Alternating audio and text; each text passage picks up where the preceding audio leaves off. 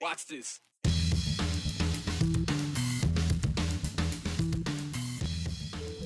The simplest explanation says 2 straight quarters of economic decline, that's a recession. The White House says otherwise. What about what an economist from Idaho says? The Treasure Valley is becoming more diverse, something to be celebrated and accepted. Accepting also takes some adapting, and the city of Boise has created a new role to handle such inclusion. It's been a symbol for Idaho for 30 years, but they may not be around much longer. The decline is significant. It puts them into an area from which they may not be able to recover. How you can help Idaho's monarch butterfly population soar again. You know, if we've learned anything the last 2 years or so, it's that nothing ever seems to be black and white. Depending on who you talk to, nothing is definitive. Like March of 2020, we in a pandemic or are we not in a pandemic? Are people quitting their jobs because of pay over the last couple of years, or were they just fed up with all of the disrespect? There's always more nuance to it, or we end up debating semantics over the deal. The latest is centered around the question, are we in a recession? The country's gross domestic product has dropped for 6 months now, and according to many, well, that is the definition of a recession. The White House, though, says otherwise. We're not in a recession. Well, to further this argument over analysis, here's Andrew Bartline. Spend time practicing law in the city of trees, and you'll get a good idea of who lives in the town around you. 99% are average people, and I would say the median income is between $35,000 and $60,000. Max Williams is talking about his clients. He's a bankruptcy attorney. The average bankruptcy debtor is middle class. They're not wealthy, not even remotely. Assets, including a car or a house, are often all Williams' clients own. They have very little cash. I'm probably 25 to 30% busier than I was last year.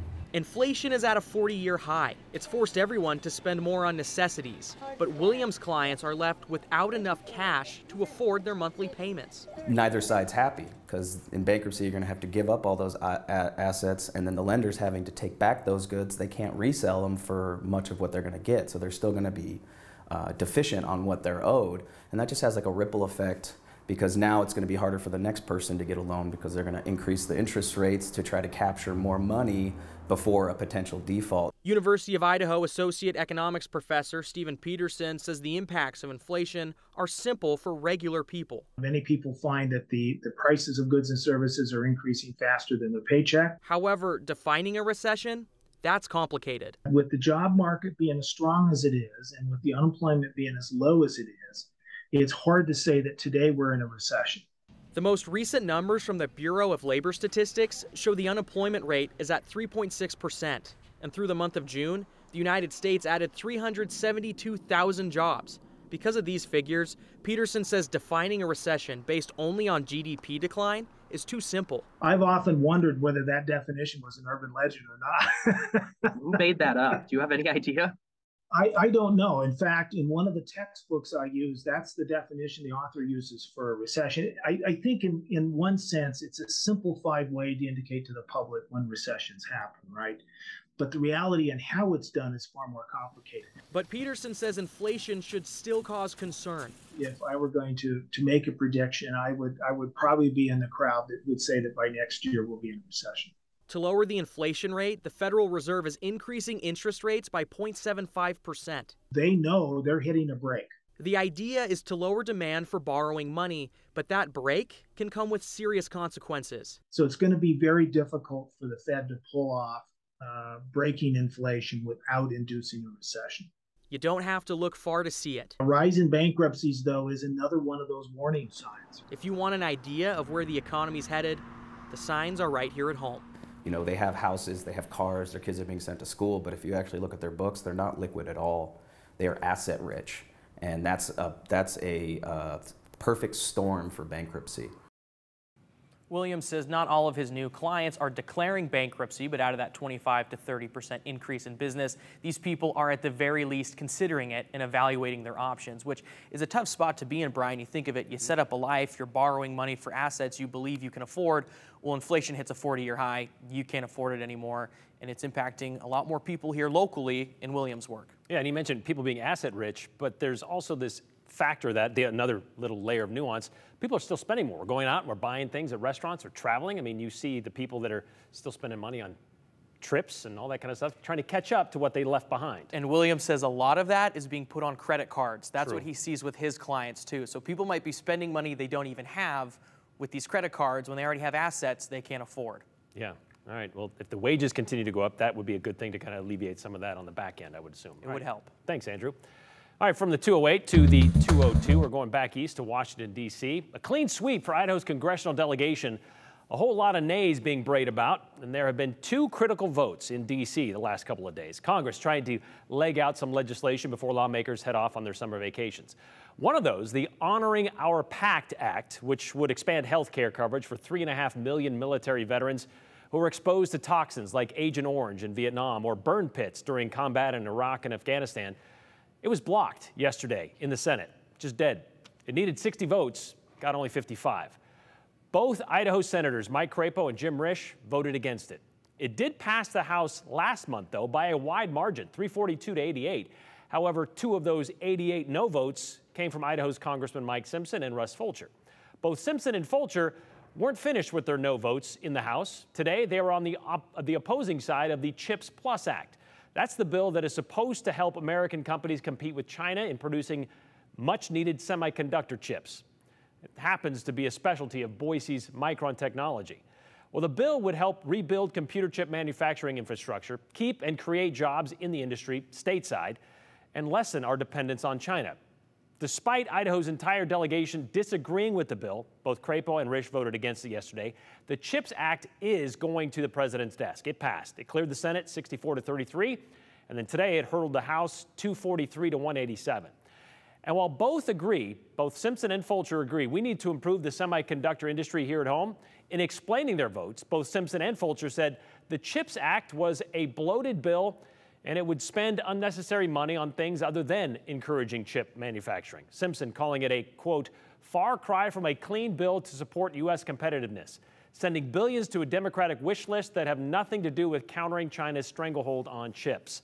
And Fulcher, citing his time spent at Micron and admitting China dominating the market is a problem, Fulcher said semiconductor companies have already made plans to invest $80 billion domestically through 2025. Therefore, this bill is deemed unnecessary, and both say, well, it had $200 billion of excess funds attached to it.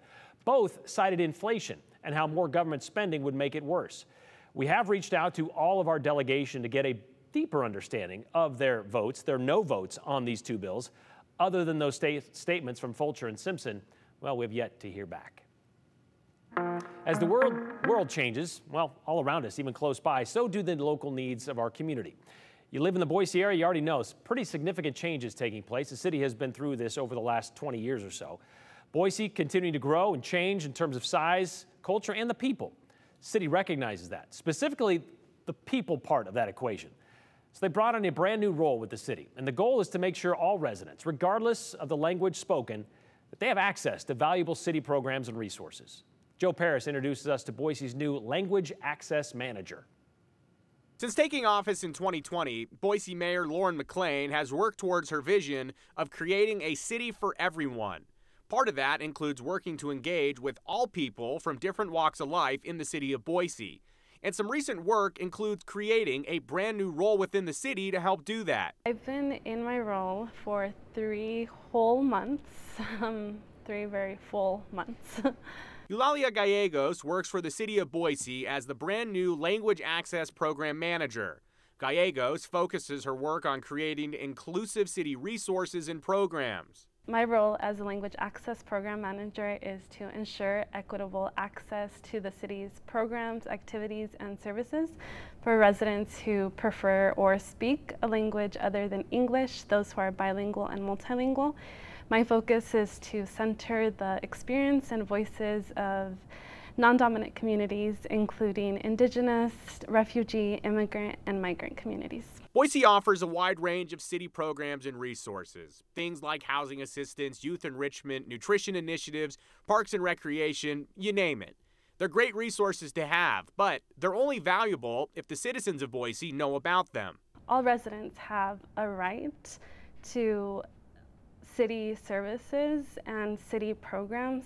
So it is their right to understand what is available to them because as a public institution, we are serving them. So what does the job look like for Gallegos? Is this just about translating English into other language? It goes beyond translating and interpreting. So on a day-to-day, I facilitate translation and interpretation services. I also consult on city programs, service offerings, and other initiatives with a discussion on how to ensure that we move forward with the equitable and inclusive lens.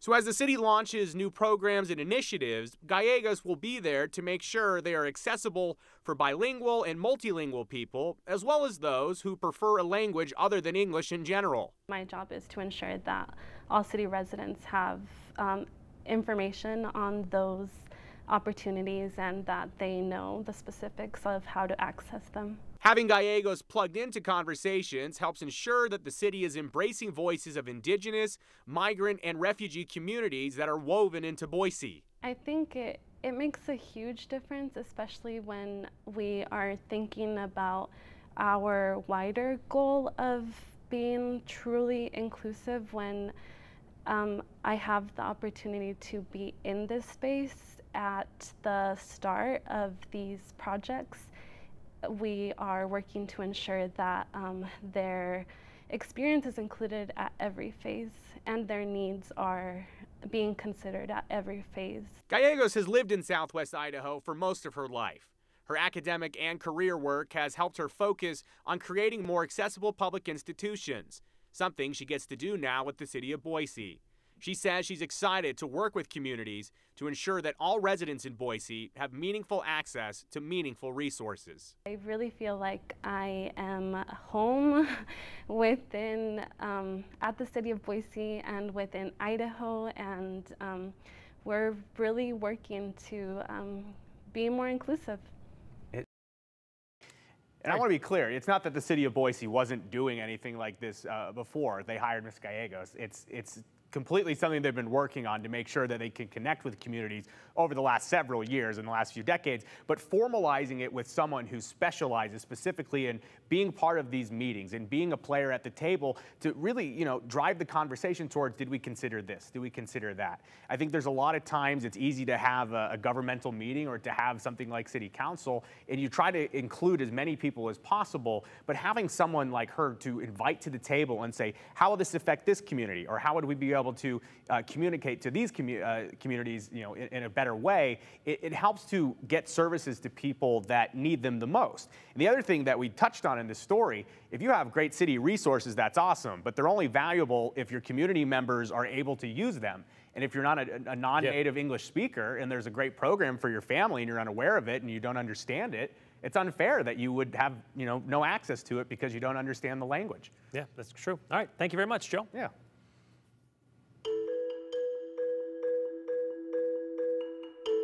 For the first time, this instantly recognizable insect, which just so happens to have a pretty big connection to Idaho, is now endangered. But there are ways you can help. And there are ways you can connect with us. All you got to do is grab your phone and type in this number, 208-321-5614. After that, you can include a message, a question, a complaint, anything you like, really, about anything we've talked about today. And the more creative the text, the more likely we're going to see yours shared at the end of the show.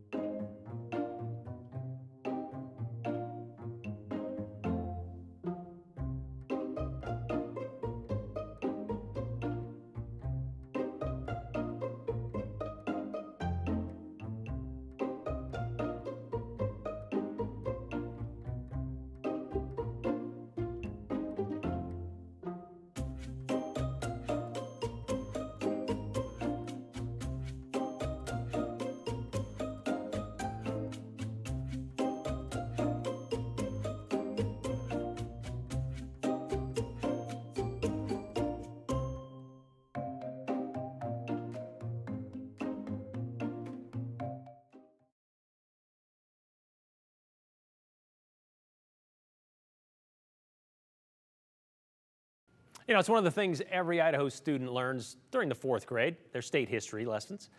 Idaho state bird, you learn that, the mountain bluebird, the state tree, that happens to be the western white pine. It wasn't until 1992, though, Idaho adopted an official state insect, the monarch butterfly. Unfortunately, we're not unique in that symbol because there are 6 other states that have also adopted the monarch as their state insect. But unlike those other states, getting the monarch to become the gem state officially, or get the monarch to become the official insect of the state, well, that was kind of a collective effort from students at Boise's old elementary school and their teacher, Faye Sutherland, who she kind of had a soft spot for the species. She's been very involved. The monarch is one of the most recognizable butterflies out there with the orange and black coloring. You're looking at it right now. It's one of the few insects that have that full north-south migratory pattern.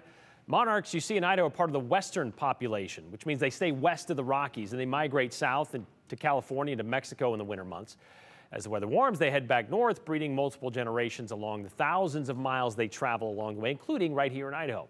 Some make it all the way to the Canadian border before turning back at the end of summer. And there used to be millions of them out there that made this trek, but in recent years, they've dropped to just thousands. There were fewer than 2,000, by the way, in 2021 in the western count, but bounced back a little bit last winter to about 150,000.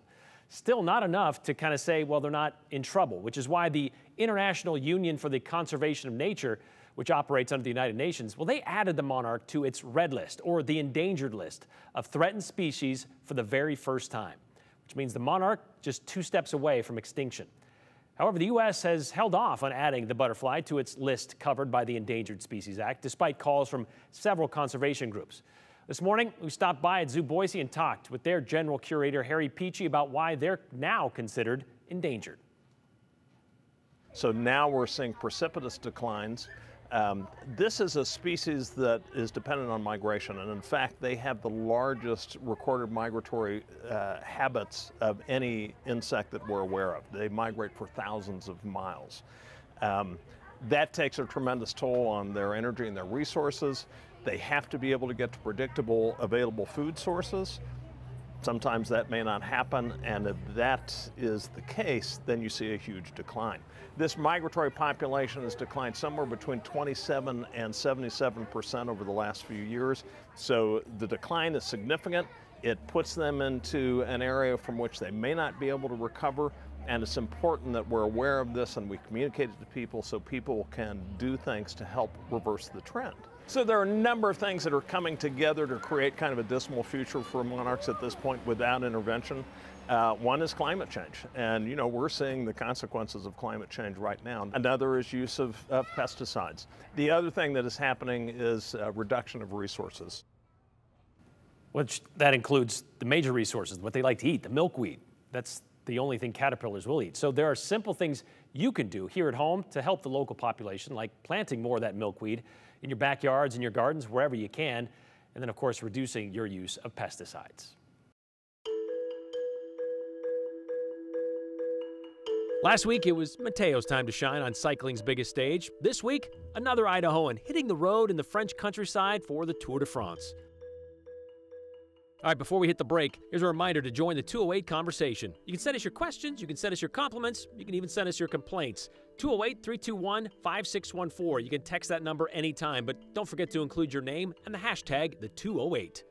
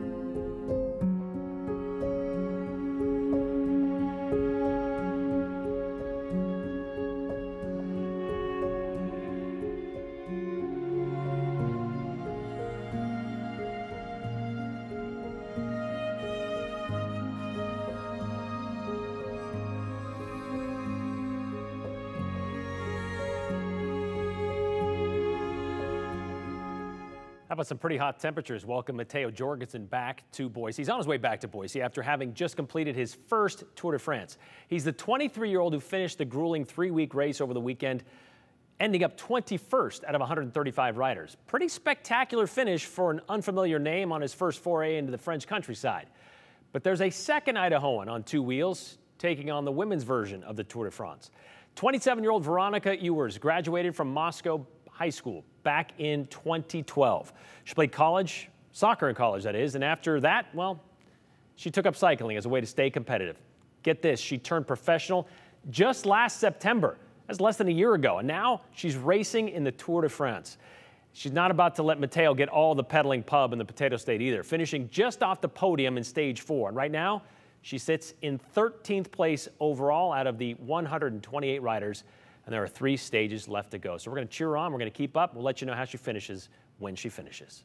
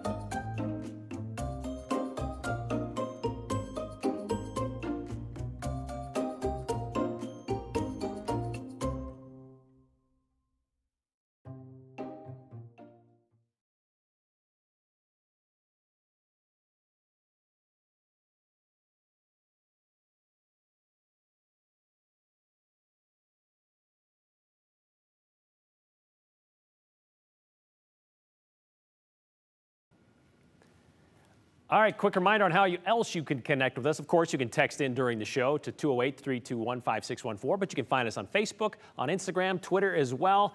We do air every show on YouTube. If you miss it, you can watch it there later. And of course, you can send us an email at the208@ktvb.com. All right, let's get to your text messages you sent in today. This one kind of sent in from Bob. Recession or not a recession, all you have to do is keep moving the goalposts. We're never going to be there. Apparently, that's the mystery solved, and that's how you solve that problem, so you just kind of change the criteria. Some of the high bankruptcy rates are more about the need for immediate gratification right now. The difference between want and need isn't always prioritized. Higher pay isn't always the fix.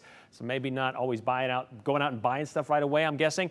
Idaho's largest private employer will benefit greatly from this CHIP legislation. So sad our congressional delegation is so anti-Idaho, says Jack in Boise. On the other side of that, Rachel says, thank you, Idaho senators and congressmen, for not approving unnecessary spending of our hard-earned money. The Dems cram into a bill that appeared to be a great idea. Senator Risch knows that big numbers sound scary, but I did the math. An additional $20 billion is less than 1% of our $30 trillion deficit. Seems like a far way from bankruptcy. I'm thinking that's $200 billion, by the way. Far away from bankruptcy, says Jamie, who's a fifth grade teacher. So some of those numbers, like, it is really kind of, how significant are these numbers is the question I'm guessing she's asking. Republicans talk about supporting the military, but when it comes down to actual support, they vote against it every time. The burn pit bill is just the latest example. Our veterans deserve better than the GOP, says Rich. And this one is sent in from Mark in Boise, picture of a monarch. Yesterday in his backyard, first time in years. Baby steps, little at a time, get a few more out there. We'll see you tomorrow.